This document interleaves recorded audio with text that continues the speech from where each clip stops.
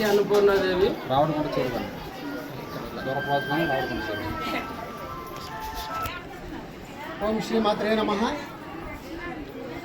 ఈరోజు లక్ష్మీ గణపతి టౌన్షిప్లో గల విజయ గణపతి ఆలయం వద్ద నుండి రామయ్యకుంట చెరువు వద్ద గల కాశీ అన్నపూర్ణేశ్వరి అమ్మవారి ఆలయం వద్దకు సుమారు 200 మంది భక్తులు ఈరోజు అమ్మవారికి సారి సమర్పించడం జరిగినది. మరి చాలా రంగరంగ వైభవంగా ఈ కార్యక్రమం జరిగింది. మరి ఈరోజు ఆ కమిటీ వారు కూడా వచ్చినటువంటి వారికి అన్నప్రసాద వితరణ కూడా చేయడం జరిగింది.